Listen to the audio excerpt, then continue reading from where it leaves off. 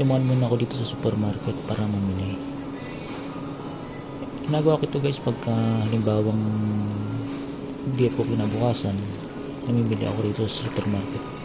Malapit lang tong supermarket guys sa bahay namin, sa apato natin ito. Hindi siya ganun kalayo, walking distance lang siya.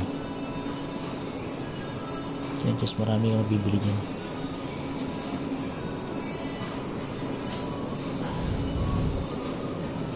Tsaka marami pang mga bilihan dito. Maraming nabibili dito sa supermarket ito guys. Marami kang nabibili ng mga pagkain dito. Pwede mong lutuin. Pero meron na rin silang ready to eat dito. Mga food. Yan guys, tingnan nyo. Ang presyo nila.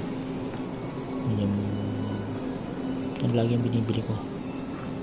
Mga yogurt na ganyan. Hindi siya gaano kamahal.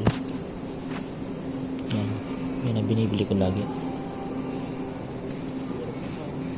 Ang ginagawa kong dessert